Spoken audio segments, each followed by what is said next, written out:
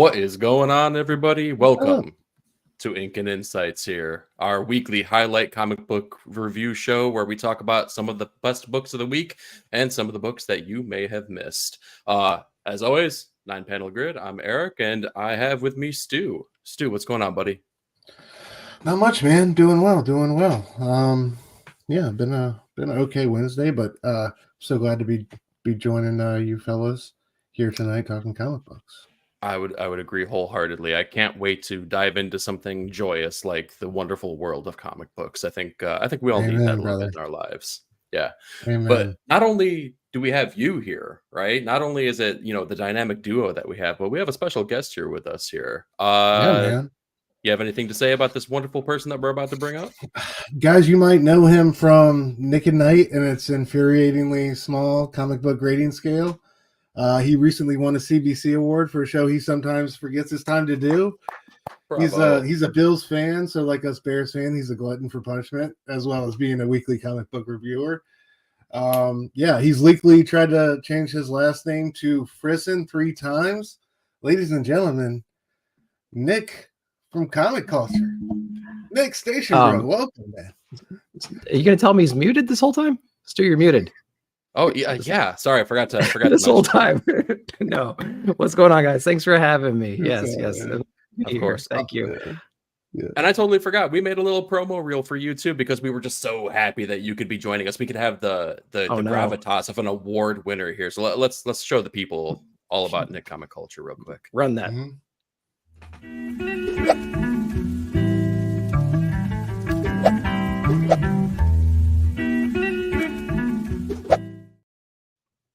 Ooh, there it is. Fighting ability is a little bit lower than I would have expected, but that's okay. That's all right. That's okay. I'm mentally strong. How about that? Spend some time in the danger room. Voice of an angel too. Voice of an angel. Thank you. Yes. Glad to be here, guys. How you doing? Doing well, man. Doing well. Good. Yeah. Surviving. Who are we interviewing today? Anybody? Oh, nobody. God. Yeah. This is like the first time we've been together and not talking to another person. How crazy is that? It's just the three of us. We're going to have to learn to survive. We'll hold it down. Yeah. All right. Well, hey, if it's okay with you guys here, I'd say we just go ahead and dive right into the books of the week. Is y'all ready? Oh, yeah. Let's do it, dude. All right. We're going to jump right into the House of Ideas. And if I can learn to share my screen. Yeah. We're going to start with Nick's pick of the week here. Oh, yeah, sure. Ultimate X-Men number 8, written and drawn by Peach Momoko, colored by Peach Momoko. Is there anything that Peach is not doing on this book? I guess lettering by Travis Lanham. Yeah. Man, we kind of went into Marvel last week, and I felt really kind of bad about it. And I was like, okay, they're gonna turn it around. They're gonna do things. They're gonna make us feel really bad for saying the things that we did. And then we had the books that came out last week. Yeah. This is a tough one, guys. I kind of like Ultimate X-Men. It's kind of hitting something for me that I feel like is doing it more so than other X-Men books, because that's the only really comparison point that I can have, right? I'm just saying, okay, let's take the 616 X-Men and compare it to the Ultimate X-Men. And 616. Well, what is your guys' opinion of the 616 X-Men? Let's maybe start there. Let's break it down, because for me, I have found very few titles that are really surviving my pull list. I've been calling it pretty darn hard. Yeah. Currently, it feels a little anemic, right? Like the relaunch, I feel like coming out of the Hickman era has been it fell flat. I feel like it's fallen a little flat, but this has just been, I don't know. This has just been such a weird entry into the Ultimate universe for me. You know what I mean? Trying to piece all that together and where it fits in there has been the biggest puzzle for me. But yeah, there's definitely part of this book that I love, but it's also confounding and frustrating and a lot of like the messiness of it and just how it's kind of gotten all over the place here in recent issues. But Nick, how you feel about it, bro? Overall? Well, yeah. So to go back to how I feel about the 616, I mean, there's not a whole lot of new titles that have come out from Marvel that got me really excited. So I'm not really invested too heavily in this latest chapter that we're in right now. So I'm not going to give up on it necessarily, but I'm not going to be reading a lot of the fringe titles. Like I'm not going to be reading X-Force and things like that. I might be checking in on X Factor just because Mark Russell's on it. I might be reading X-Men just to kind of see what's going on, but I'm not enjoying X-Men, to be honest with you. Uncanny's the only book right now that is like survived the poll list, essentially, you know, and it's a book that I still somewhat look forward to because it's got incredible art inside of it. And we're following freaking Gambit and Rogue and Wolverine and Jubilee's in there. And we, you know what I mean? So we have like some very familiar characters doing some pretty cool things, trying to like survive on their own. But that's the only one that I'm super excited for. But this Ultimate X-Men right here, I can't help but I can't help but have the feeling that this wasn't supposed to be what it is. This wasn't supposed to have this title. This was supposed to be, I think, Peach just making her own thing and putting it out. And maybe it got picked up and Marvel was like, yeah, let's throw this Ultimate line on there to kind of diversify our line a little bit. And we're going to see how it goes. And your name's huge on the cover game. We'll see how your interiors get handled. Right. So I don't know. I'm not digging this book. It's one I find difficult to follow. There's so many different characters in here. I don't quite understand the team dynamics yet. I forget who people are. I forget the relationships between them. The color palette's very muted. So like you can't really rely on the visuals too much to help differentiate characters. The action scenes are great, but I feel like I'm losing the plot. And it's just a book I don't look forward to anymore, to be honest with you. Yeah, I think that's actually a really fair and astute assessment of both sides of the X-Men line, right? The proper and then the Ultimate line. For me personally, I'm in the same boat regarding the 616. I got Uncanny, which I kind of anticipated liking, and it's reaching those expectations. It's not exceeding them, but it's not falling, way below them like some of the other books are. Right. The only other book that's really kind of doing it for me is Phoenix. And that one I had no expectations for. And I feel like it's actually exceeding those. It's kind of doing fun things that are outside of the scope of what the other X books are doing. It's way far outside of Westchester and Professor X is a dick and Scott Summers is struggling to be a leader, even though he's a Boy Scout and blah, blah, blah. Like it's so far outside of that stuff. So it's kind of hitting, I don't know, new and exciting feelings for me. So I'm kind of digging that. Yeah. When it comes to this book, though, I think because it is so weird and so everything you guys have said has been absolutely correct, right? It's an incredibly divisive book. Either you're going to love it or you're going to hate it. But for those same reasons that you guys listed, I think those are the reasons that I'm kind of digging it and kind of like, I don't know, like diving into it head first because it is frustrating, but it's frustrating in a way that like leads me to a place of exploration. I kind of want to learn more about the cultural influence on this book. I want to learn more about like the character interpretations and kind of how they are really way different than some of the 616 interpretations and how it's so vastly different. I kind of like that Peach's one and not keeping it so close to what we've already gotten with the 616 because we've had some of those criticisms even from the Ultimates, right? The Ultimates is playing it pretty close to what we've seen both in the 616 and previously with, the Ultimates proper when they first kicked off the line back in the early 2000s. This, like, if you thought you had expectations for a book, like it's zigging and zagging, bobbing and weaving, and it's not giving you anything that you think that you really know you're going to get from an X-Men book. So for me, I'm kind of digging it for those reasons. Is it the best book on stands? Nah. Is it the best book from Marvel? Nah. But it's kind of interesting and kind of cool to me.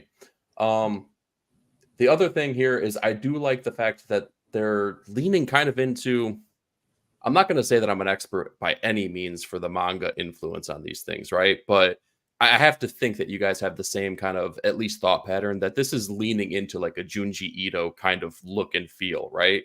Absolutely. Yeah. Yeah.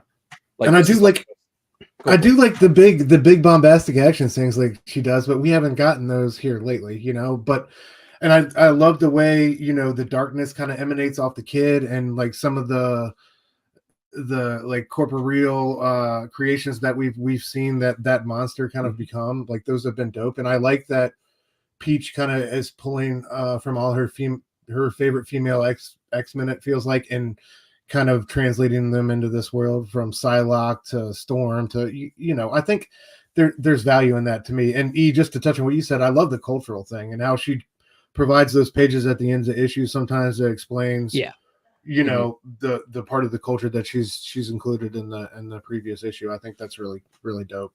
But yeah, I definitely Ito vibes, definitely the manga thing. I definitely, like, we've had this conversation before, I think in the earlier part of the run, where, you know, my daughter's friends in middle school were talking about this book, and I definitely think that's the target audience. You know, those manga, anime fans, young girls and stuff like that. I think it's right up their alley for sure. Yeah. Yeah, and you know, I do like the fact that we're getting these new characters. And actually, one of the people I wanted to spotlight here is going to be the character that we have in the top left corner, because it seems so very obvious and clear as to who this is. So, right, like this has got to be like the Cyclops anagram for the Ultimate Universe, right? That's what you guys are taking away from this, The Cyclops one, yeah, potentially, yeah. right? Yeah. So that really made me might be like something like start to wonder, what the heck does that mean then for people like the Scott Summers of the Ultimate Universe? Because as we've seen throughout everything in the other Ultimate books, these people technically still exist, right? Unless Right. Tony Stark's or the makers, you know, whatever last ditch effort like really destroyed them, like they did with Aunt May and things like that. So if that's the case, what does this mean for like the notion of mutant powers? Like, how is that different maybe than what we've already come to see from the previous Ultimate line before it all kind of got merged in from Secret War? So again, see, that's the kind of stuff that's making me really dig this book, because it's making me ask those kind of questions that I don't get from the other books necessarily.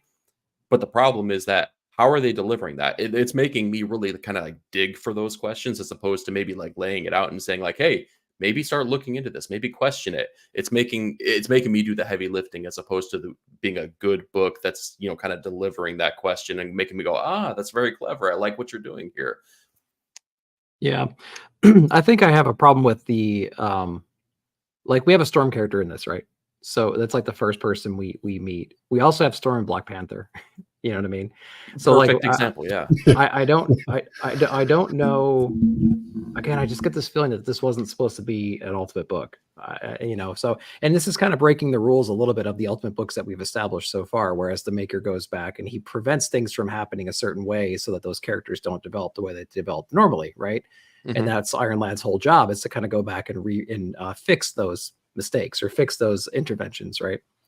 And so in this book, we don't get any of that. We get a bunch of kids at school, and they're just living their lives with no larger organization kind of manipulating things. We don't have the maker in the background tweaking things. We don't have Khonshu and Ra going around tweaking things. You know what I mean? They're part of like the Illuminati or whatever. We don't have any of those connective elements in this series that I've perceived so far. And so that's just it. Again, it kind of like it kind of takes me away from the Ultimate line in general, and like what they're trying to accomplish. Because I read this book and I'm like, this is not even. I have to not even consider Ultimate when I'm thinking about this book when I'm reading it, because it just doesn't play by the same rules, and it doesn't have the connective tissue that every other book has in this line so far. And so, yeah, it's just odd. Do you guys agree with that, or do you have? Yeah, no, I agree, because like they just loosely tied it in with like the Sunfire being the overlord or whatever, you know what I mean, with the children of the Atom cult. Like, so there's a very vague tie-in there, and yeah, I think it definitely, I don't know, it definitely throws like a monkey wrench and how I view the Ultimate Universe as a whole.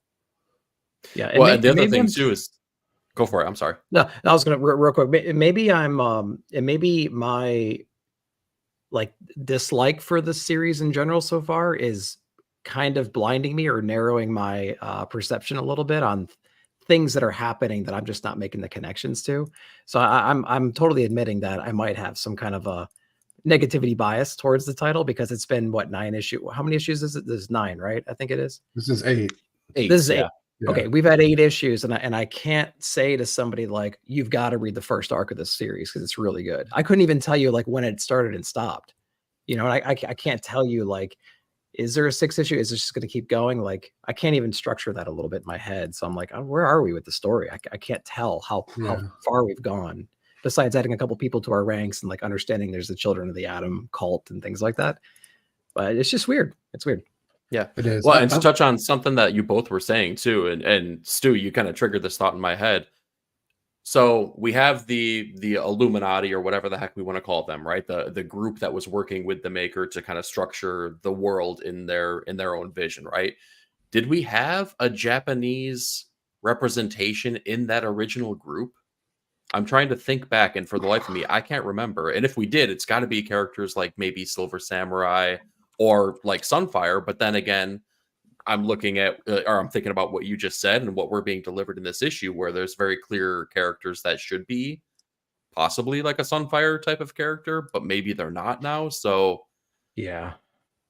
yeah, I think we had a Illuminati council like headshots at some point in one of the books. I don't remember where it was. I need to go back and because like I remember, obviously we had the Russian representation from Colossus and Magic and Omega Red, and we have the United States, and we have the maker himself and everything. But like I'm struggling to remember if we had Japanese representation. But hey, well, if you're looking that up here, let me go ahead and start saying hi to the chat here. We got Rogue that's rocking with us. Rogue Station, what nice up? to see you. We got Simpleton.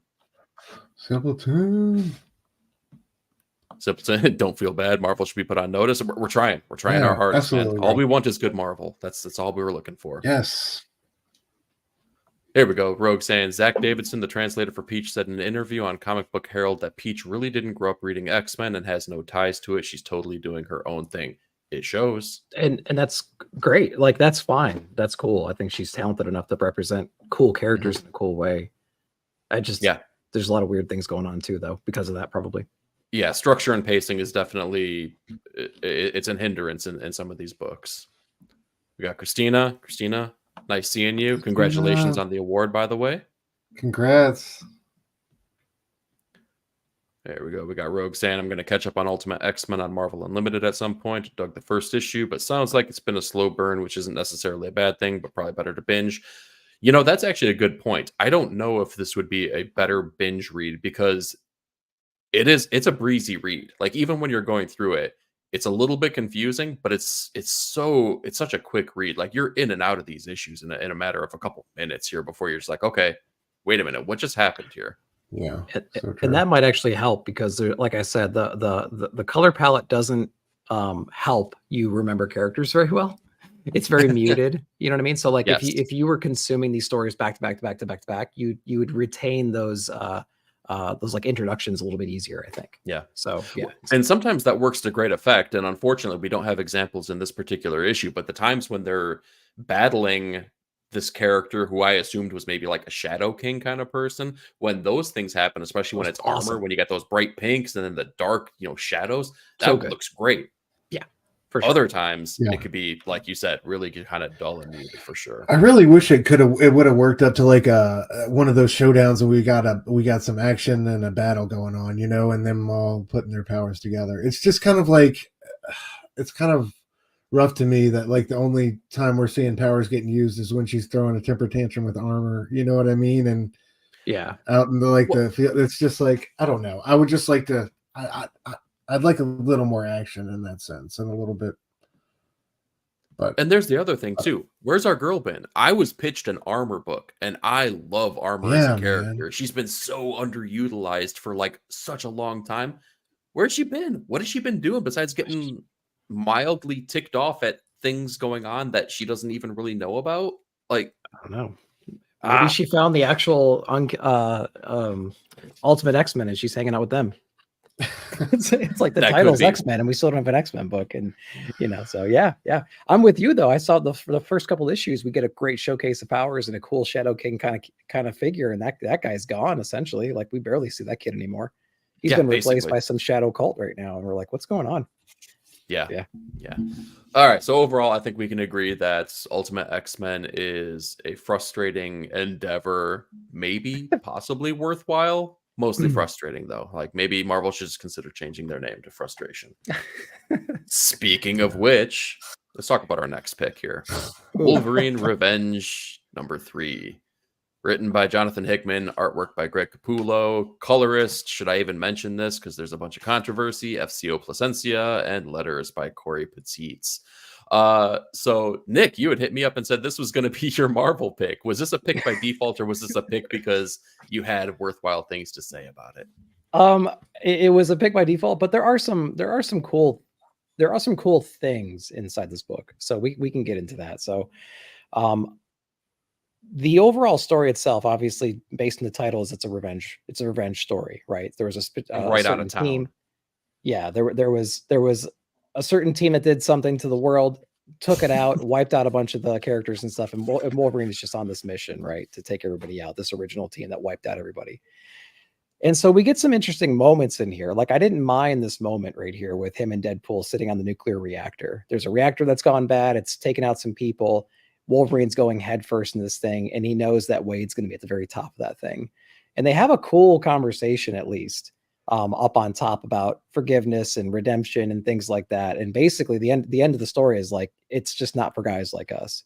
You know what I mean? And so, what we thought might be like some kind of a mercy kill or some kind of a assisted like suicide attempt turned out to be a pretty cool, like brutal little revenge thing, right? Like Wolverine has to get his at the end of the day. And so like, I did think that was a cool kind of a conversation to have, at least.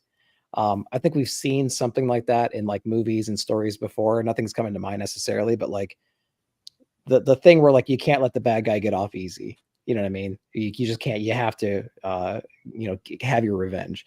So I thought that was an interesting scene right there. What'd you guys think of like the whole lead up to this part? And then we can get into the Colossus next. Do you have any thoughts about this stuff?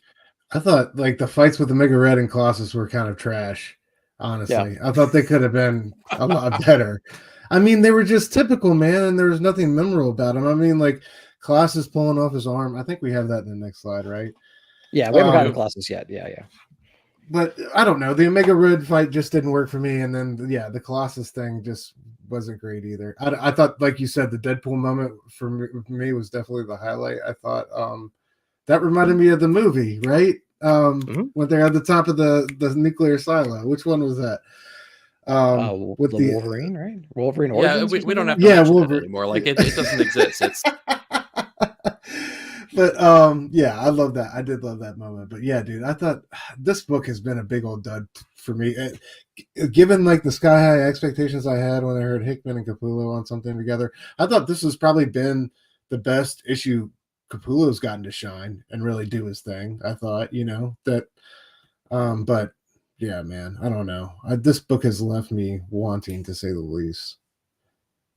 Yeah. Yep. That about sums it up, man. Like, so, and that's the weird thing. The whole series has been a bit of a letdown for me. This issue, it's so bizarre to me that my favorite moment and least favorite moment are the same moment of the book, because it was that Deadpool moment.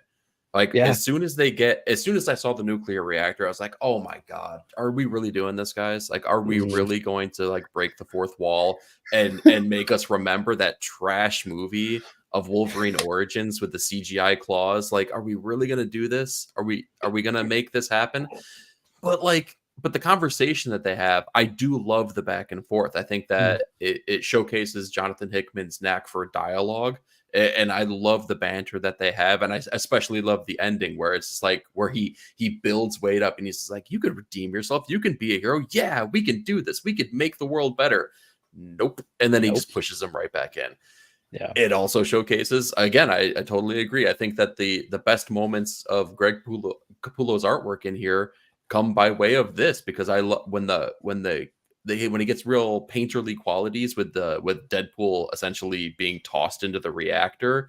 Those moments are great. That's so outside of the vein of what Capullo is kind of known to do, which, don't get me wrong, I love Capullo being Capullo, but when he stretches and kind of does something a little bit outside of the norm, that's pretty exciting and pretty awesome. And that's kind of what I wanted from an art perspective out of this book. From a writing perspective, I don't know what I wanted. I can only say that I know that I didn't necessarily want this, because there's no ramifications. There's nothing that we haven't been delivered sometime in the past, multiple times in the past. Wolverine, who has Wolverine not tried to seek revenge from?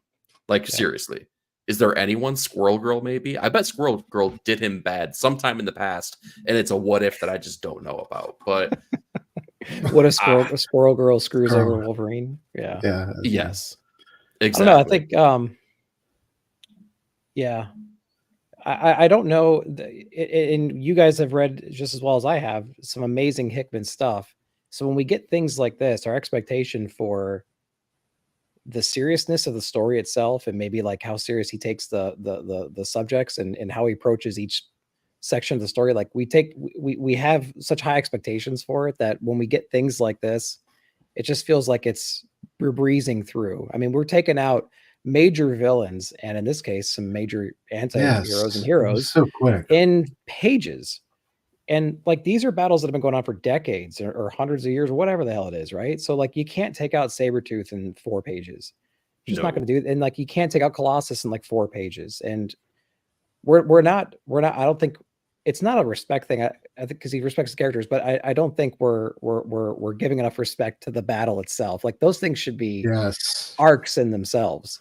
And to take out these characters so quickly and nonchalantly and without consequence is just like, it kind of cheapens the story a little bit. And we try to do cool things like this where we cut Colossus open, and did we just learn that for the first time? I'm sure they've had to have done that before, ripping off Wolverine's arm, things like that. So we try to pepper in these really dramatic, gory moments to kind of like spice the scene up a little bit, obviously. But I don't think it's like enough to really pay tribute to the legacy of the 2 characters on the page right now, and they're battling in their final moments together. I think that's one of the big problems I had with this so far too. So Nick, I know that you started reading and collecting later on in the game, right? Like, you picked up with The Walking Dead kind of being your introduction. Oh yeah. My reading started in like 16, 17. Yeah. Exactly. Now, Stu, I know you've been collecting for a little bit longer here. So you were reading at the time that Age of Apocalypse kicked off, right? Yeah. So do you remember the moment right before Age of Apocalypse, the Wolverine issue where Sabretooth was brought into the X-Mansion, he was captive, but he escaped, was going after Jubilee, and Wolverine finally pops that middle claw right through the top of his head? Dude, that's the issue 90 with the Andy Kubert art, dude. That's one of my favorite issues ever. Yeah. Do you remember the feeling you had at that moment when Victor is just like provoking him and egging him on? Go ahead, pop the claw, pop the claw. Do you remember the feeling you had when that moment actually hit? Yeah, dude, it was fantastic. It's like you get that big schnick. Yes. It's so good. Have you gotten that moment out of any fights that we've gotten from this series, which should be the end cap, right? It should be him totally taking out all of his primary main villains. No, not even close. And it's felt so rushed. Like, Nick nailed it. It felt so rushed. Like, and especially in the context of the story, these 3 guys were supposed to be like the 3 henchmen, right? Like, I would think it would be at least a half issue, if not an issue per dude, and we get this like epic back and forth slugfest. And like Nick said, man, like Omega Red, that's a guy. He's, we got Jim Lee, the iconic Jim Lee covers, and just like so much rich history with. It's just, it feels disgraceful to all involved that this is like, these are the ways we're dispatching people out here. And the Red Band thing, give me a break. Give me a damn break. Well, yeah, that was pretty bad. Yeah. And Stu, you and I had talked about this on previous episodes too, but it really does feel like it's not a Red Band issue so much as it's a normal issue, and then they decide what to dial back in the normal issue, as opposed to delivering something ultra violent and brutal and all that fun stuff, And it's only like what, like 4 or 5 panels maybe. You know what I mean? So it's nothing insane. It's not like half the book is different. If you did a page by page, it's probably just a half a dozen panels maybe. Yeah. You know what I mean? So I will say, like, the other cool moment, the only other redeeming moment in here is I just like the balls that Wolverine has by going in front of Colossus's house and digging his grave before even knocking on the door. And Colossus comes out. He's like, what you doing, bud?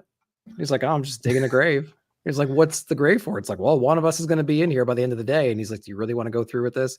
He's like, yeah, dude, we got some beef. We got to settle it now. So like, I liked that part, but as soon as they started popping claws and turning into metal, I was like, all right, this is not going to be as long or as cool or as dramatic as I want it to be. But I thought that was a pretty cool little moment in the beginning of that fight.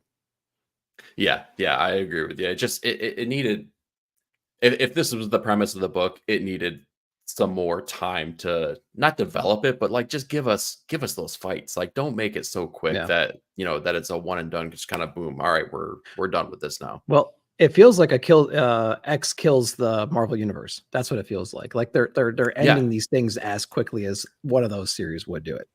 Yeah, that's true. And so that's true. Yeah. All right. Well, before we single-handedly fix the Marvel universe here, let's go ahead and say hello to a couple more people that have jumped in here. Phelps, always nice to see you, buddy. Let's see here. James, what up? Rogue saying he liked that Deadpool moment as well. Yeah, I thought that was the best and worst moment of the book here. It's just kind of crazy. Yeah. And then digging the grave outside of the place was a boss move. Yeah, I can't disagree with that. That reminds me of a book, The 10th, that came out back in the day that Tony Daniel was writing and drawing. And it was a silly, bombastic book, right? Kind of like a Hulk demon-like character. But there was this moment that I'll never forget where he goes up against the bad guy and he tosses these 2 suitcases down on the ground and he just goes, I couldn't find any body bags, so I'm just going to have to shove your dead ass in these. And I'm like, oh my God, I want this book so badly now. Oh shit. Yeah. That sounds awesome. What a great line. Right?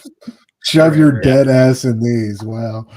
Oh my, yeah, it was pretty good. It was a pretty fun book if you're 12 years old, let me tell you. Yeah.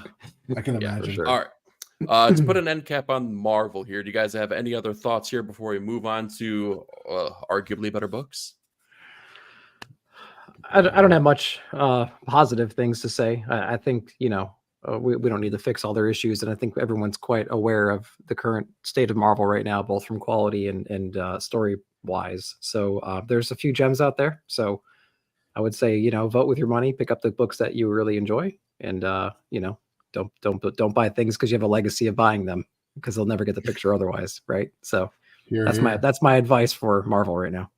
I feel attacked right now, seeing that I'm still picking up Daredevil, but that's okay. Attacked. Yes. Shame. All right. More shame. Let's move on to some more fun books here. Moving on to DC, we have Action Comics 1073, written by Mark Waid, art by Clayton Henry, colorist Matt Herms, and letters by Dave Sharp. Did y'all read this first and foremost? Yeah, man. This is the Doomsday one, right? Which one was this? The Phantom Zone. Phantom Zone. Never mind. Yeah, gotcha.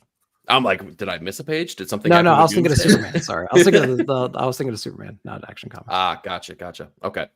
So, first of all, I guess let's talk about the weekly aspect of this. Have you guys been keeping up with it weekly, and what are your thoughts on just a weekly book in general? Because I got to be honest, I like what it's doing, but man, it is burning me out, and it's burning me out really, really quickly. Yeah, I caught up with this one after we read the last one for a previous episode. I haven't been I have no desire to read it weekly. I mean, I think monthly is good for me, but yeah, man, I don't know. I think I don't understand the call. It seems wrong in a lot of different ways, but I don't know. Nick, how do you feel about it?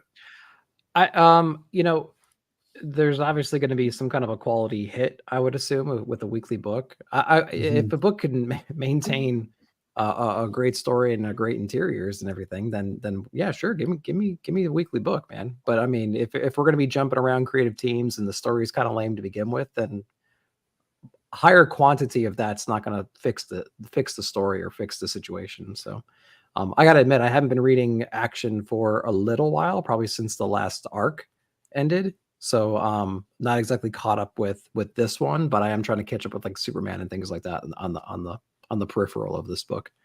So gotcha. Yeah. Well, and the reason I jumped back into this is because we had House of Brainiac, and I really enjoyed House of Brainiac. We had those kind of filler issues where, whatever, it was just a kind of one and done, a couple issues. But then when Mark Waid, was coming in on the writer, like everyone raves about World's Finest. I missed the boat on World's Finest. Everyone's been raving about most of the things that Mark Waid is doing in the DC universe. So I'm like, I wasn't going to let this one, fall under the radar again. I was going to make sure that I dove in and saw what he was doing. And I think I think he's doing good work. I like the story. It's very classic feeling. It definitely feels just like, a silly, fun Superman story that's not going to have huge stakes. It's going to have high enough Right. stakes where you feel like there's a worthwhile reason to come back and read it week over week. But Mhm. see, there you go, week over week. That's the problem. I don't understand the notion of why they're doing this because DC, we just talked about Marvel.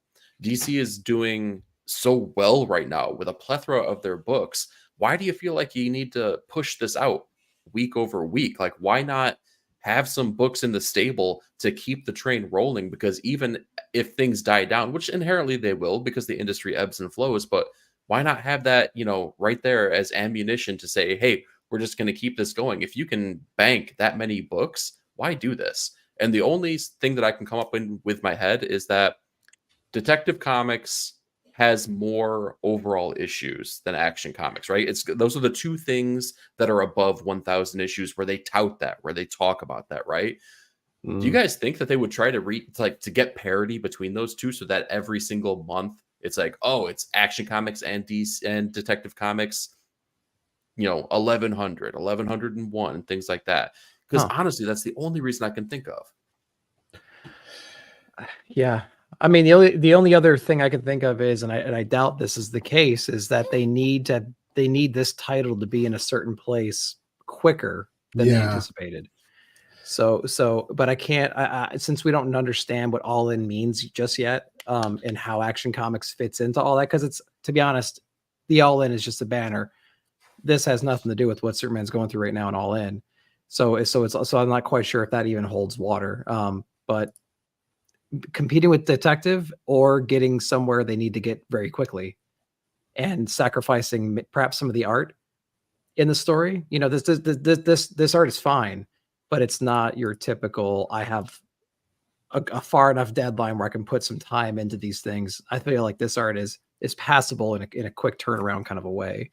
I think, and it's like it's in the Phantom Zone, so they can get away with a lot of like zero Muted backgrounds. You know what I mean? Yeah, Yeah, exactly. White and purple. Yeah. And it's crazy because so my journey with action lately has been I got on when Philip Kennedy Johnson was on the World Saga, right? Really loved that. Stayed on through the end of that, and then kind of like lost my way. I came back when Jason Aaron was on doing the Bizarro stuff. But Right. I feel like it's definitely had its solid moments here recently, but this could be such an arc you could really lean into, like you said, and really, like, I don't know, build it out. But I agree with Nick. I think it's some type of editorial all-in thing we can't see where they're trying to move it around or move it quicker. But I feel like it's a dope story. It's a dope concept, like, exploring the Phantom Zone like this, like he has. And I know there's characters in here that have long running historical ties to the Superman canon. I don't know them that well, but I think he's doing a lot of interesting things. It just it seems like such a solid story to kind of throw away. I don't mean that like in a bad way, but kind of hurriedly push out in a weekly manner. It's Mark Waid. Mark Waid's Conan. Yeah, it feels like a story that Mark Waid, like, as crazy a notion as this is, but if someone was just like, I don't know what the Superman dude is all about. Can you give me an issue or like give me an arc where like it's going to be an easy in to see what his history is and what kind of person he is, and like see if it's gonna resonate with me. This seems like a good arc for that because it's like super simple. It plays with a couple of classic things that kind of like, whets your appetite to go, well, maybe I do want to go back and learn a little bit more about some of the characters that are here, but not like so much to where it's reliant on it and making you have to do the research to where you're like, oh my God, okay, let me break out these, issues from 1950 and slog through those so I can understand what the heck is happening in the modern day comics. Yeah. So like, I feel like I don't know. I feel like it's an easy in for readers, and it's just kind of like a no consequence, breezy read that you can just kind of like have fun with, put it aside, never think about again. But is that ever going to be like the best comic that we read? Probably not. Yeah. Yeah. So no. I don't know. Yeah, well said. Yeah. Some of these guys feel like straight out of the 50s though, like Mon-El and Zadu, and you know what I mean? Like some of these characters, it's wild. So yeah. Yeah, exactly. But he's at least making it feel modern, right? It's not feeling dated so much as it's very much, kind of a love letter to the things that did happen previously. Yeah, So, absolutely. Yeah, looks like it. Yeah. All right. Let's move on to a book that I'm just going to put myself right on Front Street here. It's been a hell of a week, guys. I still have not gotten around to reading this. So Well, just that's good. a precursor. I'm so here to listen to you guys talk about this book because I've heard nothing but good things. So one of y'all go ahead and kick it off. Talk about Poison Ivy for us. Yeah. This was a great one because if you were familiar with Ron V's run, it has Perkins and Spicer on the art again, art and color.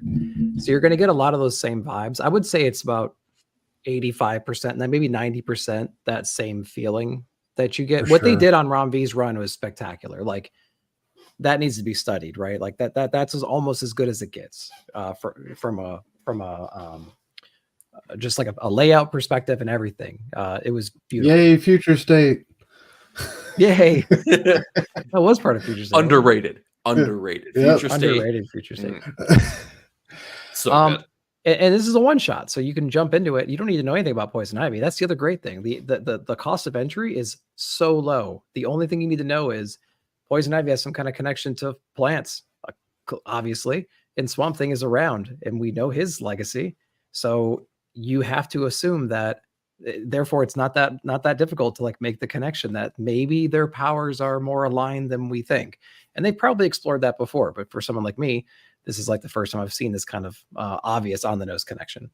So there is something haunting Gotham City Forest. There's this presence, this being, this message that's being emanated out from that area. And Poison Ivy's like picking up on it. She's living in Gotham.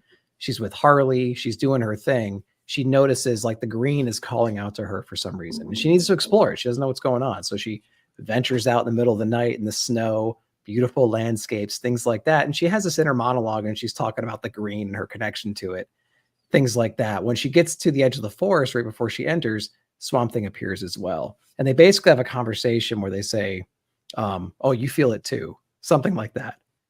So he's perceiving something as well as she is.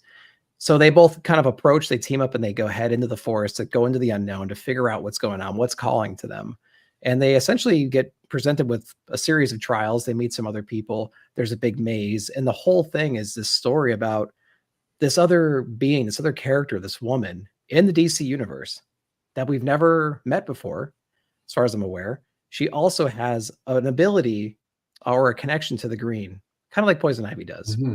But her life kind of spins out of control. She's abused. She kind of lives on her own. She grows up really hard, rode hard and put up wet, right? That kind of a thing. Insane. So she's in this situation where she's kind of on her own. She's living out in the streets and things like that. And something's calling to her in the woods. The woods will protect her where humanity failed her. So, come to me, right? I can protect you. And so she gets in a position where she ends up going into the green, into the unknown, into the forest. And it kind of takes over and consumes her. And inevitably, it takes her life. And there's some kind of a residual from that is calling to other people who are green sensitive. And Poison Ivy and Swamp Thing being one of those two people, it calls to them and they have to go through this whole trial to rescue her or find her or help her ease on to the next phase of existence. So I thought it was a really beautiful book that handled a character that we didn't even know just like so well. And we don't see that in many DC books or comics in general. Like those people either turn into villains or heroes, but sometimes they're snuffed out way too early. And I thought that was a cool concept. So yeah, Stu, what are your thoughts? Dude, great pick first and foremost, and I love that you picked it on the monthly too. I think it was a fantastic book, dude. The artwork is just gorgeous, man. I saw Perkins had it up for sale. He sold most of it and had very affordable prices. I'm kind of sad fate didn't allow me to pick some up because I think it's just a gorgeous book. He had some of these moments we have highlighted here are just fantastic. I thought he did a really great job. Spicer too on the colors. Yeah, I love what it. G. Willow Wilson just such a great job with this Poison Ivy character, whether it's on her own series or here. And I just love how it's really an examination of Ivy and her makeup and who she really cares about, you know, when it comes down to it. What is it, humanity or is it nature? And I love that kind of at the end, you know, Swamp Thing was like, you know, when it came down to it, you were ready to tear all these trees apart to get to this human, and you know, we weren't. And I thought it was fantastic. And the way she's heartbroken at, you know, this person that had a connection to the Green that was like them, but they'll never know her story or why she was that way. It was just like, it was beautiful. Like, it was beautiful and dark and sad and amazing in ways that like so many great Swamp Thing tales were. So it just gave me all the vibes. Yeah, I thought it was a great pick, dude. There was something else I wanted to say. Oh, I love the references. We got Jack in the Green, who's an old Neil Gaiman. Like, we got a whole lot of like Swamp Thing. They ran into a couple old Swamp Thing characters. That was so cool to see, and how they were basically like, like the trees had all formed around her, and it was so poetic and beautiful the way they set her up, kind of being an addict, turned out by society, all the people around her, kind of going out into the forest to the one thing that she had always connected with, and kind of like, you know, losing her life there. It was amazing, man. It was really just everything you could want from a one shot. Came out of nowhere. It was not on my radar, but I was blown away, dude. G. Willow Wilson, shout out to her. I thought she did an incredible job with this story. Yeah, and you bring up a good point when Swamp Thing was talking to Pam about her connection with the Green versus his. And this panel right here kind of says it all right there. The Green does not send us to save lives. We're sent to contain, witness, restore balance. The saving of lives is left to others. She has a connection to humanity, being a human herself, being more of a human, right? Than Swamp Thing is. So she still has that connection. She has that tether where she wants to save things. And his perspective is more like, you know, the Green doesn't really care about the individual life. We're here to witness the world and be a part of it, not like try to save things. And she's like, haven't you been paying attention? I've been trying to destroy the world over and over. And he's like, yeah, but you never do. So and it's like, oh, wow. And she kind of stops. She's like, you son of a bitch. You know what I mean? So it's kind of cool that he calls her out. She's a badass, but when she gets called out, she's like, yeah, you're right. I do have this connection that I just can't stop. So that's why she's half in, half out. And that was another cool thing just to remember. Yeah, that's what in general. That's I think that the character Jack in the Green, he's like, this one's interesting. She's half in, half out, and like she's like, what is that supposed to mean? She's like, what does that mean? It's such a great moment. But yeah, dude, I love how Swamp Thing, the avatar of the Green, like is just kind of that like cold conscience, like, you know what I mean? He kind of just always setting her straight, and those moments he had where he really made her like genuflect and think on who she was and her motivations was really cool.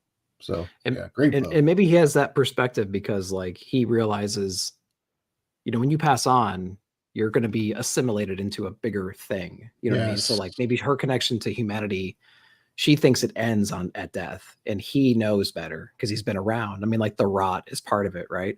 And so, you know, the rot only assimilates and it's an exchange of energy and things like that. So, he has a more mature, I think, or different viewpoint of the life cycle in general. So, yeah, it was just a really great book.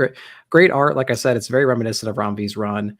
If you read that, you can jump right into this. Even if this stands very much alone as a one shot, like you said, Stu, you don't need any knowledge going in, essentially, besides knowing who these characters are.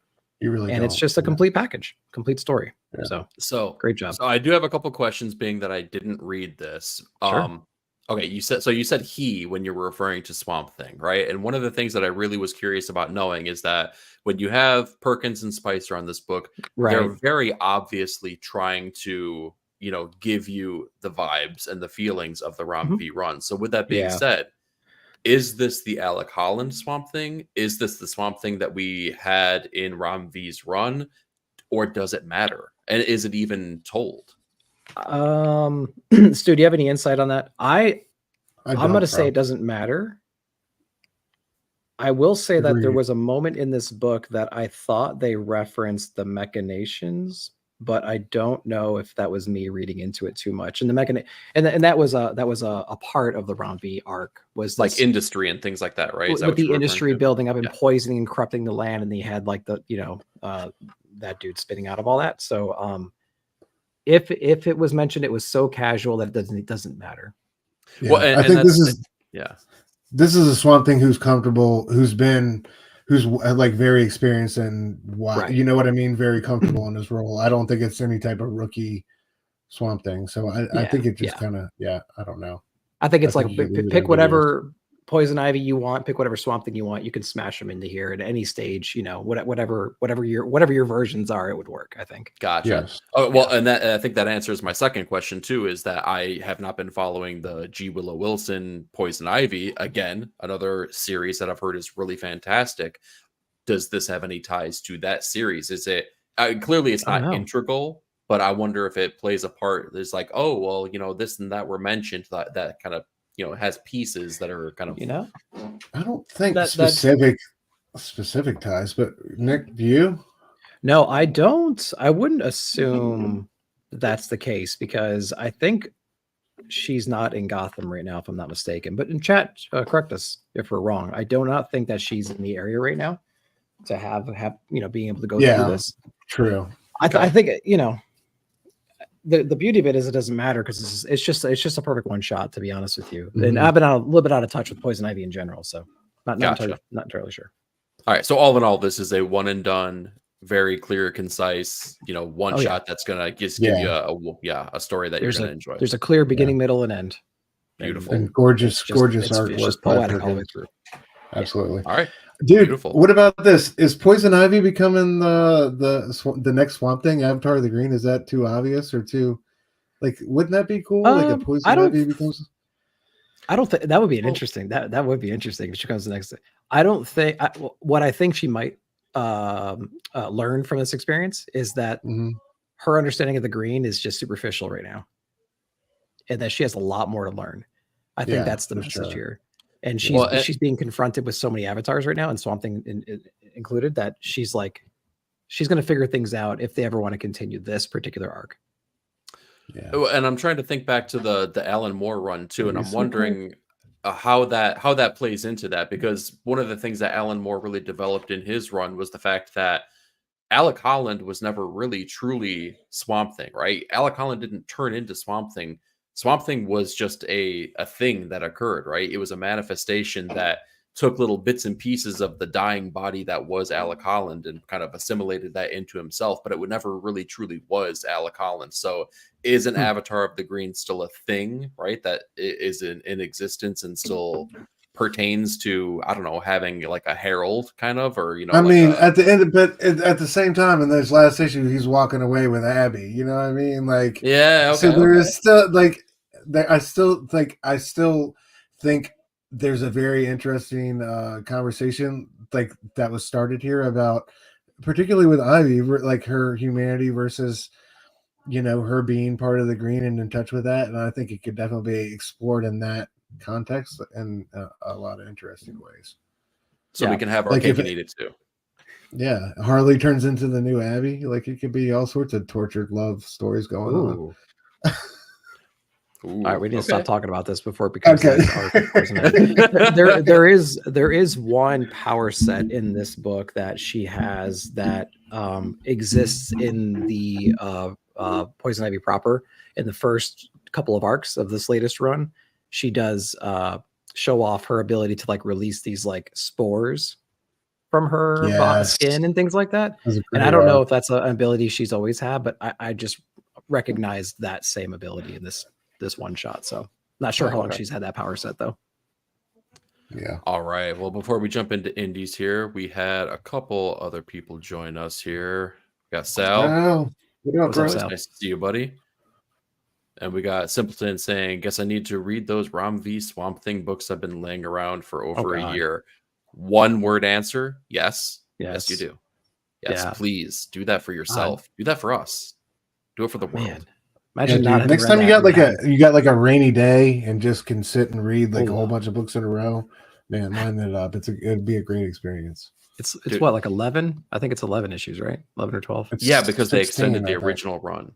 And I will say they had to tie it into freaking what was the movie? Suicide Squad. They had to do a Suicide Squad tie-in. It was the best tie-in. It was, for a first event I've ever seen in a comic. So props to Rom and the team. So good. It was only like 2 issues, I think. So it was perfect. And more of that beautiful Perkins artwork. Oh God, yeah, so good. All right. Let's jump over to Yes. the indie books here and start off with the absolute best book on stands month over month. Kaya number 22, written and drawn by Wes Craig, colors by Jason Wordy, and letters by Tom Napolitano. I said that right, didn't I? I was kind of I think you sweating the first nailed time. that. I think you nailed Yeah, that's that. way better than I was Yes. going to say. Yeah, I Beautiful. would have heard all over that. All right. Stu, you wanna talk about this one? Yeah, just a few things happen in this one, right? Like all Kaya issues, we're in and we're out. You talk about quick reads, Kaya, they're definitely quick reads, but they're so rewarding. Basically we kick off our issue here with Kaya having this this vision of her I think her deceased uncle, I believe, and warning her not to go to the haunted city. She awakes from that, and we get back to Jen being carried off by these giant robots, right? Just again, beautiful artwork by Craig throughout. We get all these great purples and blues. I feel like the whole issue kind of is like these pastel purples and blues. It's gorgeous. Yeah. Great colors by Jason Wordy, I believe, on this one. But yeah, so Kaya wakes up with that vision. Then we get to Jen, who's been captured by the robots. They're running off with him. He turns into a ladybug and is able to, kind of flap away in the wind, land in the sand. The robots quickly realize something's gone wrong, turn back for him. Razel shows up just in the nick of time and is able to scoop him off. And they have nowhere. They're kind of cornered on all sides. They have nowhere to go. But of course, where else? Into the haunted city. Kaya tries to warn Jen at the end. Jen tells her off.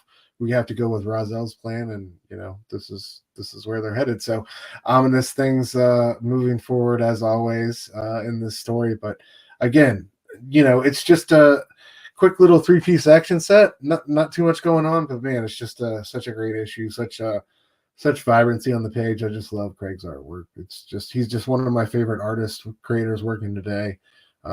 Just love everything he's doing here and at DC. So this one was not a whole lot going on, setting things up for whatever is about to go. Can't wait to see what the haunted city is like, right? Another I need a Kaya map, guys. Like the Dragon Road, and I need I need some geography. I need some sense of perspective. I would buy that in a heartbeat. Oh, dude, I think, yeah. We need to. They need to talk to the Conan team and get that world map on the first page, right? Yes, exactly. Yeah, Camborian age. We need the Kaya age or whatever. But Nick, I'll so go with you, bro. Thoughts on Kaya, this issue in the series at large?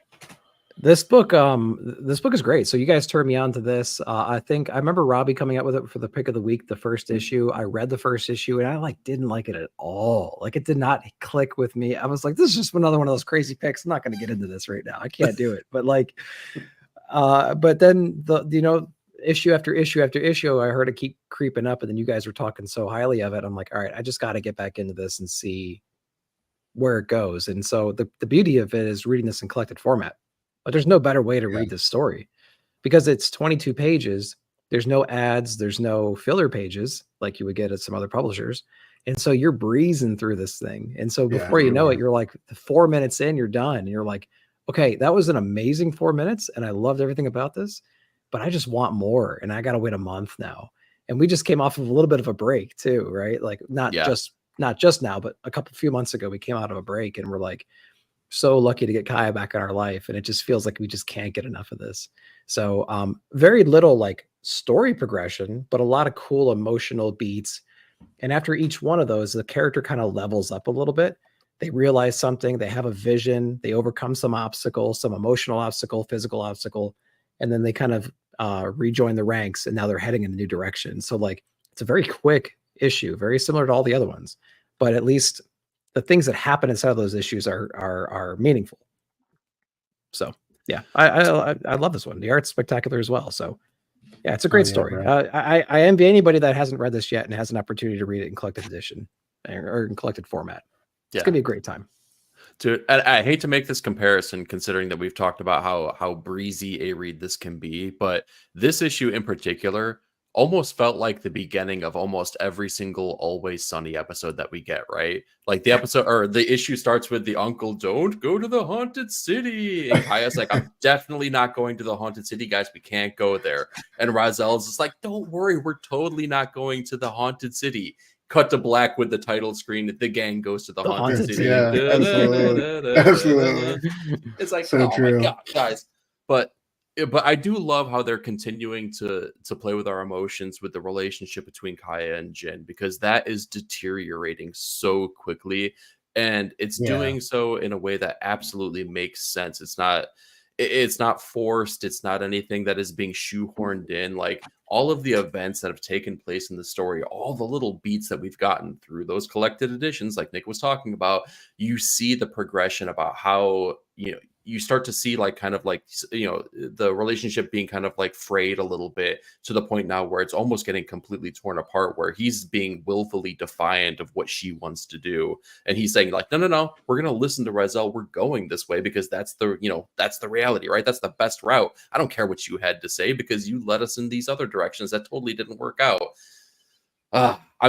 I'm so emotionally invested with these characters at this point that like I very truly fear for the things that are going to happen to Jin, because we've gotten a future look at like kind of Kaya in the near future. She's got a band of people. She's got a completely new arm, and Jin is nowhere to be found. And we know, like we've already seen allusions to us getting to that point very quickly. Jin, we have no idea where he's at. So like I'm super worried about him as a character. I'm so worried about Jin, dude. Is he like a puppet of like some authoritarian state? Like, do the robots have him? You know what I mean? Like who's the Turians or whatever, who's got their hands on him? I'm sorry, just real quick. I want what Nick said about the story beats. I love what they do with the world building here. Like the dream at the beginning with the uncle. And then the little conversation here at the end when, she's like, I had a dream. And there's that little like pause from Jin, right? And he's like, well, we can't listen to that now. We got to go with Razel's plan. Like that just feels like something really small, but something significant that could build on, right? Because it felt like, something's gonna happen to them in the haunted city. Like you said, their relationship's already on the rocks. That I think is going to further pull them apart. Where you keep wondering when the last straw is going to drop, kind of with these two, because it's things like it seems like things are getting really frayed. So, I just love like little bits like that, like just the little bits of spice and ingredients he adds that I feel like he can really let marinate and bring to boil later. So it's good. I love the way he structures the story. Anyway, I just wanted to say that real quick. Yeah, the only thing I'll leave us on is, what are you doing? Go buy Kaya. Everyone go buy Kaya. Everyone deserves this in their lives. Do yourself a favor. Do Wes Craig a favor. Do us a favor. Gosh darn it. Don't do what I did and wait. But you'll have a hell of a time. Don't be like a It is fun. It is fun reading it collected though. At the same time, it's the best way to do it. True. All right. Going from one action adventure to the next. Savage Sword of Conan, primarily written by Jason Aaron with artwork by Jeff Isherwood, with absolutely no colorist, right? That was fun. I love that. Colorist, none. This one guy's killing it on Savage Sword, dude. He's hitting it every single time. And Richard Starking's doing fantastic lettering work here, delivering all those Conan vibes here. Yeah. So this is an anthology, right? But what did you guys think of our one and done adventures here with Conan in the pages of Savage Sword? I really dug it. I think Jason Aaron's voice is like almost as good as Jim Zub's. I think Jim Zub does a better job of like with the narration and especially like the scene happening. And he talked about this in the interview. He's like, you don't necessarily need to have so much dialogue, but if you have those corner boxes that outline in grotesque detail what's happening, it adds that richness to the page. He tries to emulate this in here, but I think Jim does a better job at executing that, but you still get that same vibe inside this book. But it starts like any other Conan book, really. There's this mysterious cave that just consumes anything that goes into it. There's guys screaming for weeks or days in there, people coming out without heads or whatever. It's just like this cave that just do not mess with this thing, right? And what the next page, you turn the page and Conan's walking through the cave, because of course he is, right? Yeah, why not? And so, you know, obviously it leads to some revelation that there's this witch that's in there that's just trying to kind of protect her own. Her kind is being just wiped out by this cultist group who's using like religion and even some magical power to do the bidding of their lord, and like wiping out all these witches. And of course, it's during a time where nobody can trust each other and everyone's out to save their own neck. And so you get a lot of these cool characters where it's like Conan's doing Conan things. He's aligned himself with this bigger team right now that he doesn't really trust. They don't really trust him, but so far their motives are aligned. They meet a witch. There's some trust issues there. Cool banter. Lots of tension, perhaps sexual tension. Who knows? There's always that when you have a female character in a Conan book. Conan book. I love how they have that little bit. He's like, the witch couldn't help but admire him from afar. Like there's always that line where the woman is can't help but admire his strength or something. It's like Daughter of Frost Giants, the whole thing all over again. She's like, "Who's this dude over here, dude? He's taking everybody. Look how strapping this guy is." You know what I mean? So I don't know. And the story goes where you think the story will go. I don't think there's anything that's super surprising in this book. You know what I mean? Like he ends up turning around and essentially saving her from people wanting to execute her because she's a witch and they need a scapegoat. So there's really nothing in the story that's too shocking, but I just really like the execution of it still, just because it's such a raw book and it's, I don't know, there's something ethereal about it, right? It's just so relatable. It smells so good. It smells so goddamn good. Oh my so god. Great. And the art's spectacular. So like it was a cool story, man. It was just really neat. So let me ask you guys this. If you could have only one of these books in your lives, Conan proper, Conan the Barbarian, or Savage Sword of Conan, what would you choose? Savage Sword for me. Really? Yeah, I love it, and it's Savage Sword. I still get my Gems Up picks, but I mean, it's not the easiest call between that, and it'd be between that and the Conan regular title. Well, the beautiful thing is there's no wrong answer, right? Because we're eating good when it comes to Conan books. But I kind of feel like you could go one way or the other and still feel completely satisfied with what you're getting. Yeah. How about you, I would go proper, just because we're getting a story arc with that. Mm-hmm. I prefer this presentation, but I prefer the story on proper. So which is crazy because the presentation was the biggest nitpick from multiple publishers, right? They're like, magazine format does not sell. It's not going to fly. Nobody wants this in their lives. And yet we get it. And we're like, oh, wait a minute. Oh my God. Yeah. This is special. This is something different than what what we're accustomed to. Do you think is Conan the special sauce? Because like we get books from Distillery, right? They're magazine format. We've gotten Black Label books. Nothing has necessarily hit in the same way that I feel like Savage Sword of Conan has with this particular format. Or maybe is Black and White the thing that really draws us in? Well, I think it's a combination of format and nostalgia for the title, you know? Yeah. Mm-hmm. I think they cracked the code on readability as well, because what you see with Distillery books and Black Label books right now is you see an awful page turn experience. Those books are so tightly bound in a square bound format. Simpleton, you're in here. Correct me. That when you open the books up, there's a clear like bend, and you really can't get to the center of the page fold, right? And when you do force it open, if you're a guy who's into condition and whatever else, you're going to create some problems there. Like these books, they come to you already worn out. You know what I mean? These are floppy. Yeah. You can open these completely right up, and there's nothing obstructing your readability. And no gutter loss. No gutter loss at all. And it's just a great experience from like a tactile perspective, like Stu, you're alluding to with the nostalgic bit too. So if you're familiar with this book from decades ago or whatever it may be, you're going to get that newspaper quality, that smell, that feel. And it's not going to be that glossy cardstock stuff that you're getting over at DC or Distillery right now. So I think that they've taken that format that we complain about, but they made it accessible, and they made it in a way that's just like resonating with us more than a modern book could do that. So accessible, extraordinarily well said. Yeah.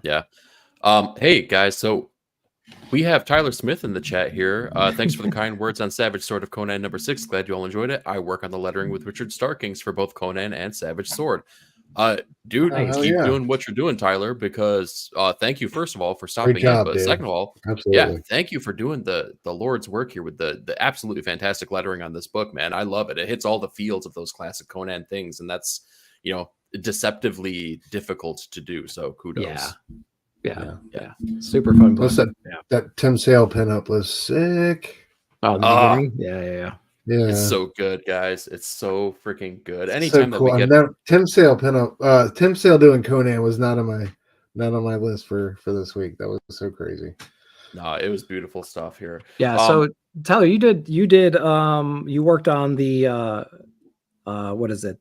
Damn Thing in the Water. So the backup story as well in this issue right here too. So that issue where Conan goes to the edge of the water with his horse and he starts taking a drink, and that random tentacle comes up and grabs him. So I think you were in there as well. So it doesn't have to be random. It could have been a very particular tentacle. We don't know. It could have been. It could have been. We need some insight. We need some creator insight on that. Yeah. Exactly. Yeah.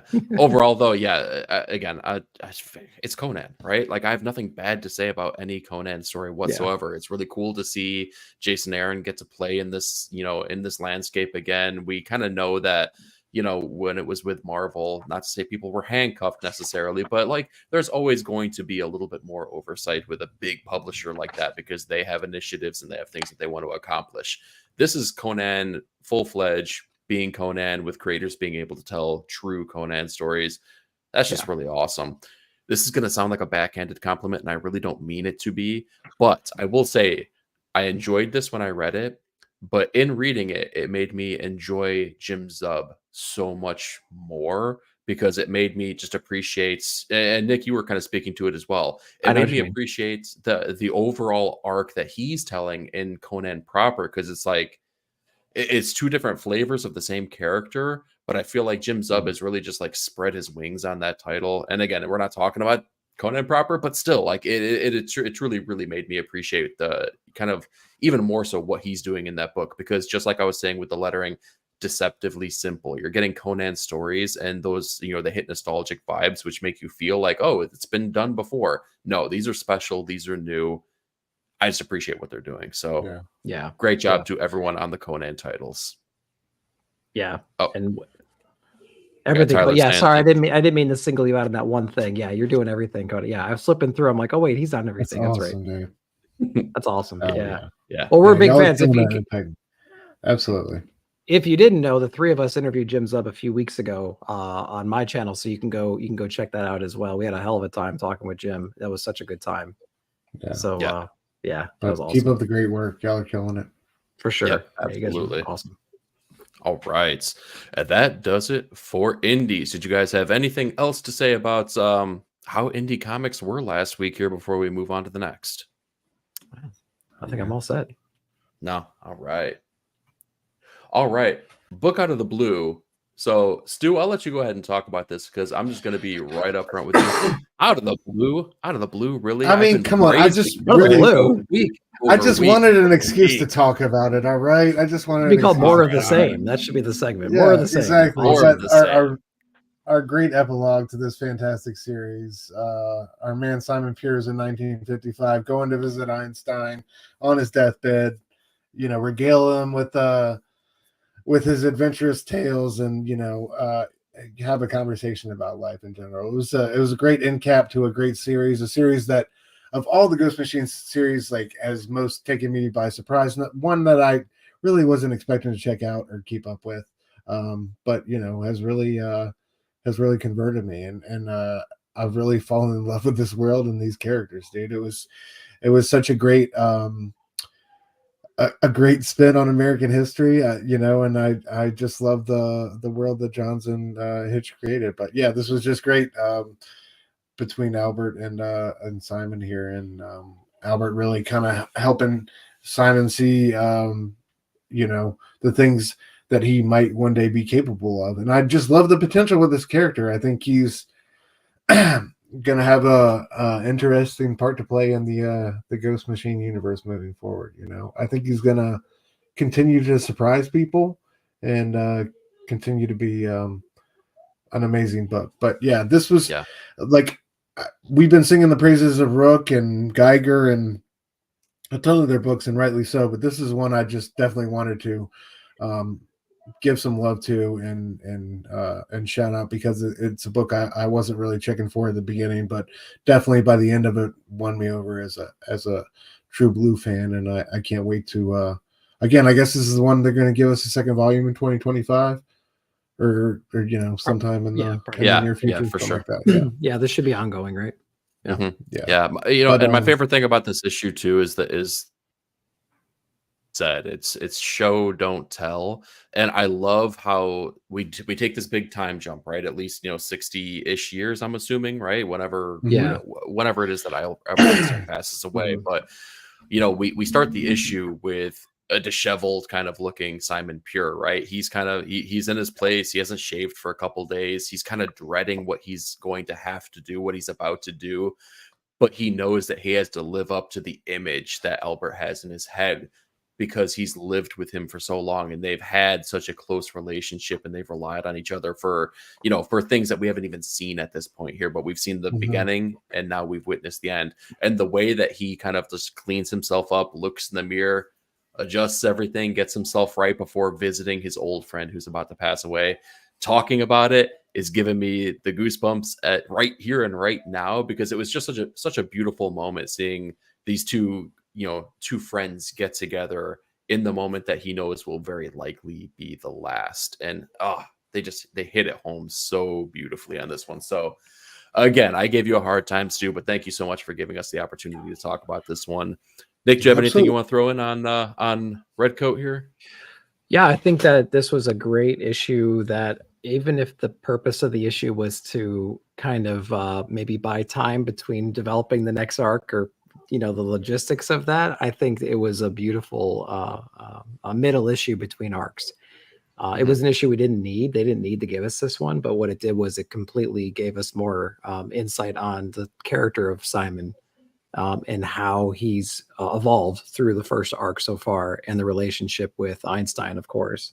And I think it was handled beautifully right here. It did serve a few different points. It served that point, but it also served as a way to time jump us forward to the 1950s. I think it was 55 or something like that. Yeah. So we went from 1700s or whatever, 1800s into we sped up a whole lot. So we're still not caught up to like Vietnam era even. So like Junkyard Joe's not even online yet, like that kind of a thing. But like we're definitely closer now than we were, and those moments at the bedside were really cool. And you could tell that one of the best parts of the book was Simon was kind of like dancing around and like mimicking his battles, his sword fighting and his fighting, and Albert's just like on the bed, like, oh, look at you, I'm so proud of my son. You know what I mean? And Simon, he went to entertain, but I think he knew that the end of that conversation was going to be the death of Einstein. And I think that he was just trying to like delay that inevitable, add that humor that he likes to bring to the table. But you know, it's inevitable. So that was a cool scene to see that kind of play out. And it was handled so well. So I don't even care if this was a way to kind of just give us an issue to kind of buy some time. I don't care. I loved it. It was one of my favorite ones.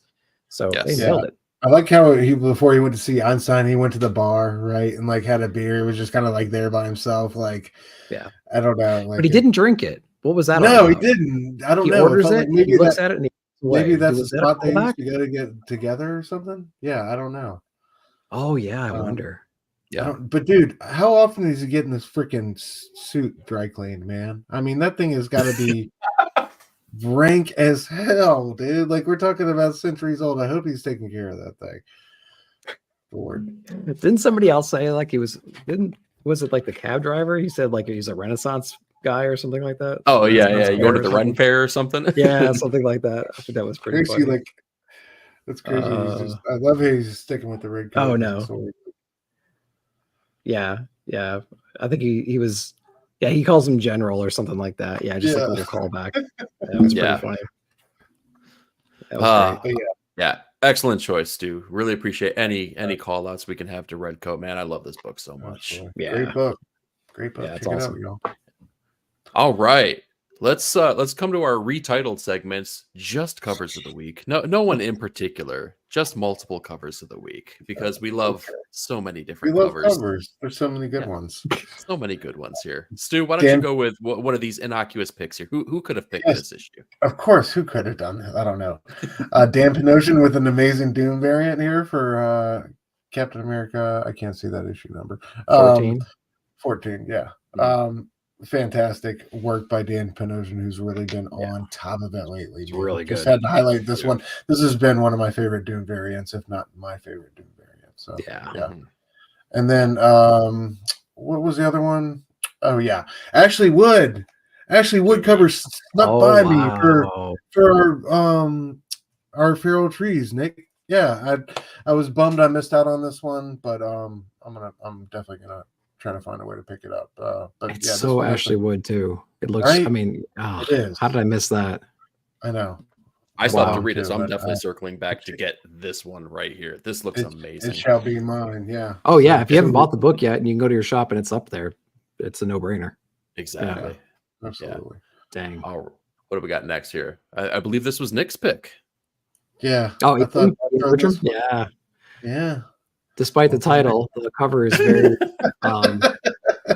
very Ian. I saw that and I was like, well, that's a must buy. And the sad truth was I was looking to stop my pre-order for the book in general. And then I saw Ian was going to come out with the cover and I'm like, damn it. They got me for one more. He's pulling they got your money just one more week here. Yeah. Oh yeah. What up? Yeah. What's up? Yeah. They're pulling a frizz and make me buy books I don't normally read. Oh, dude, I'm scared to ask you about your Frizzen collection here. How many long boxes you got filled up at this point? I think I'm at about 100 and I can't remember, 120 something. Yeah. Sweet Jesus. Oh my God. Okay. All right. Taki. So. Yeah, I thought you were killing it until I saw Taki's numbers. Yeah, that guy's nuts. Almighty. Yeah. You got rookie numbers. You got. Yeah, anybody can get open order stuff. He's getting incentives and exclusives and stuff. Apparently. Oh man.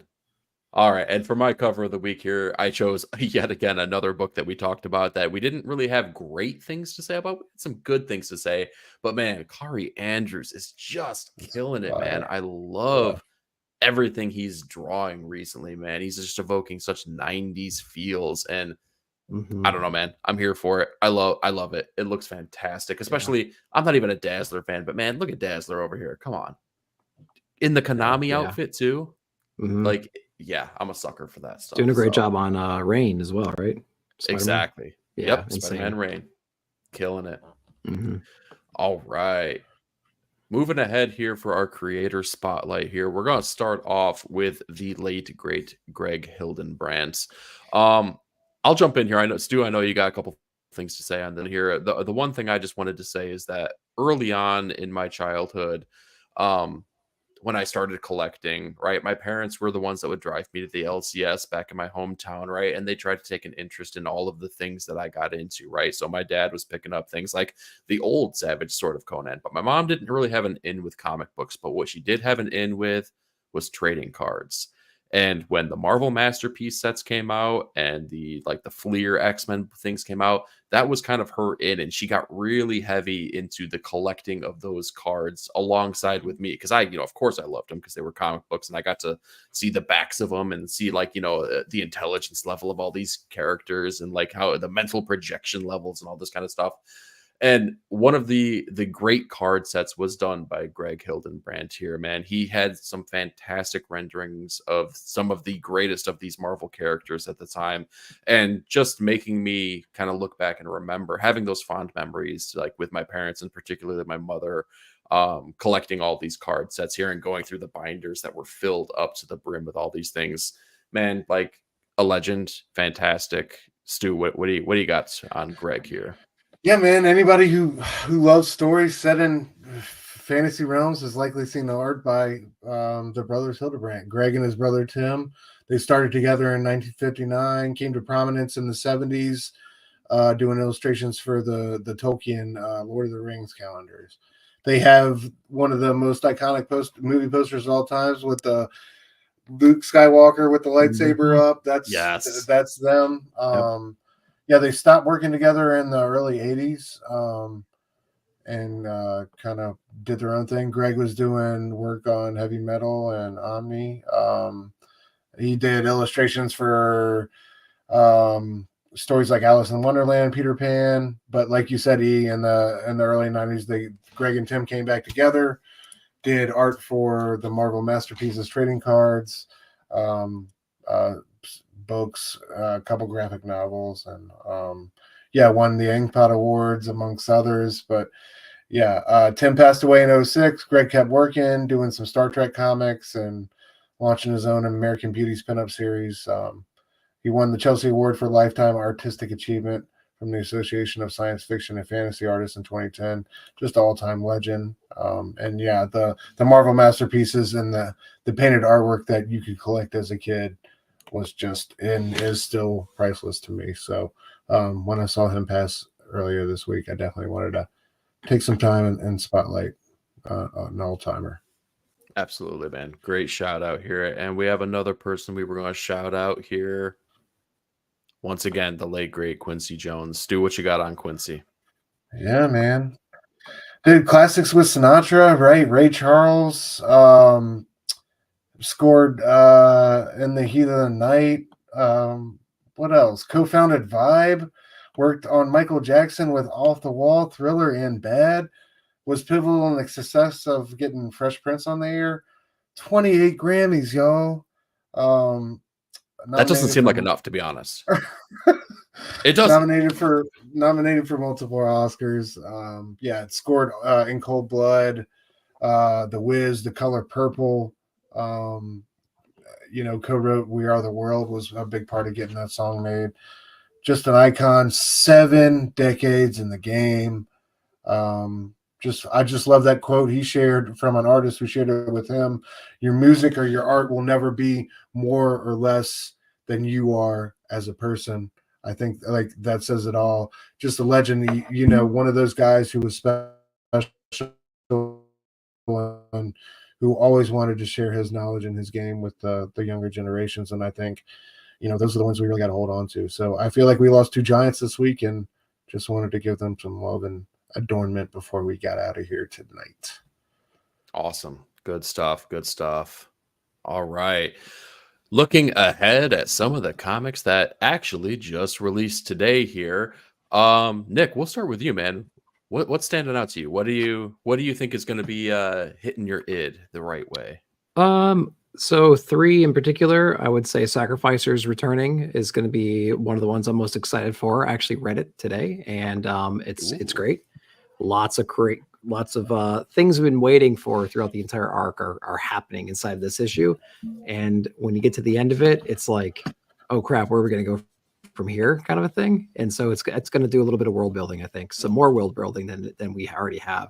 So I'm excited to see where the story goes. But Sacrificers has been phenomenal. We talked about Conan already, so we have Battle of the Black Stone issue number 3 out. 1 and 2 have been great. We've said so much good things about Conan recently, and this issue is going to be insane. I actually am saving it towards the end of my stack because I got a little bit of a stack this week. So I'm going to be saving it for dessert. On top of that, I would say Alien vs. Avengers. I actually just got done reading this one as well. And I really like the first issue. It took us a couple months to get the second issue. But I actually dug this issue. So I saw that issue 3 is delayed up until February as well. Yeah, we're just gonna have to get used to this like every 3 months stuff for now. Yeah, exactly. It's I mean, Rubik's got some amazing artwork in here. So the story's pretty cool. So I'm liking those. The other ones, I'm gonna be checking out most of them as well. So, but those are the 3 that I'm looking forward to the most. Stu, what about you, man? Yeah, Sacrificers definitely. Aliens vs. Avengers. Skin Police, I think number 2 is out. It is. Ultimates. Yeah, man. We got some. It's a good week. I think, and there's a lot of good indie books, so I'm excited. Yeah. The beautiful thing is there's no wrong answer here, but I gotta say, just for my excitement level here, and hopefully I'm not let down, but I'm all in, and Ooh, It's look at got that me one. getting ratio variants now, Gee. and it's like, who am I? What's happening in my life that I'm doing Let's this? go. Dude, Mateo Scalera. Hard to hide that money. Yes. Yeah, on Superman though. Oh, I could not pass it up here. So That's Is fine. that a 10 or hopefully a that's 25 or what is it? I think it's a 1 in 25. Okay. All right. Yeah, so hopefully Ooh, this money is bags. hopefully I'm done. Let's go. Maybe. Then Oh, we got again, Heroes maybe Con. We I'll got I'm Heroes just Con on saying, day man. one. We're 2 for 3 on the absolute variants. I mean, I'm barely recognizing you anymore, bro. I Each know, week you I get- know. I'm considering going back and trying to track down a 1 in 25 absolute Batman, and I'm Hey, I think that's the Ian Bertram. Yeah. Oh yeah, You're- yeah. That's the one Great. I missed for sure. Great. Okay. All right. Yeah. I won't, but I probably will. Yeah. All right. And with that, that brings us to an end of the comic books here. But that doesn't mean that that's the end of the comic book content that we have going on with all these wonderful people here. Nick, tell us Yeah, what you looks got dropping interesting. today. That looks interesting. Yeah, so that's my Cadets Toys and Comics collaboration video. So I put that out every Wednesday morning at 9 a.m. Central Time. And so basically I am able to go through the shop and review what they have coming out that week on the shelf. So a lot of it is for local people, but in case you want to keep track of what's coming out, you can also refer to that. I also go over FOC on that video. And then later in the day on Wednesdays, at 4 p.m. Central Time, I do my haul video. So everything that I'm picking up from the shop, you can see what my picks are. And then those books are then followed up on Nick at Night, Saturday nights, my weekly comic book review show. So got you covered on weekly releases and FOC, what I'm picking up haul-wise, and weekly reviews. Absolutely fantastic stuff. And again, Voice of an Angel, award-winning, fantastic stuff. Kudos. Absolutely. It's like an Stu. NPR. It's like an NPR program. Oh, God, I wish this was NPR so bad. Yes. Stu, buddy, you got a couple things coming up here, man. Yeah, Let's man. talk Tomorrow- about Blood Splatter Chatter. Yeah, tomorrow night with my buddy Verno at Blood Splatter Chatter on YouTube. Halloween 2, one of the best sequels ever. Can't wait to get into it. 9 o'clock Eastern. And then we got Absolute Book Club coming up on the 19th. That's Tuesday the 19th at 9 p.m. Check out me, check out Scotty, Fable, Taki. We're going to have a big old roundtable talking about Absolute Batman 1 and 2. Maybe one or two other Absolute books. We'll see what we have time for. But yeah, going to chop up some of the Absolute universe. So check us out on Tuesday night at 9 on the 19th. And that's it for I love me, how much think. room that new bat signal gives you guys for a thumbnail. Dude, right? Just like, yeah. It's like they did it just for you. Yeah, it's a chunky emblem. It's chonkers He's a for big sure. bat. Yeah. For Bringing sure. that milkshake is bringing all the boys to the yard. All right. And last but not least here, every Monday morning, I got on the pull list drop in, going over my thoughts on all of the books that we spoke about today, plus a slew more. So if you're looking for a little bit more comic book review in your life, go ahead and consider checking that one out. It would do me a big old favor here. Yep. But all in all, that's what we got for everyone this week. Thanks everyone for joining us here. Everyone here. Oh, we got a late edition here. Station Bobby.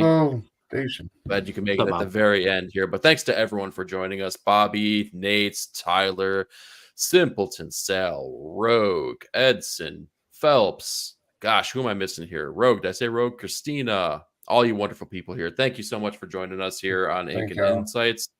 We will see y'all next week. All right. See you guys.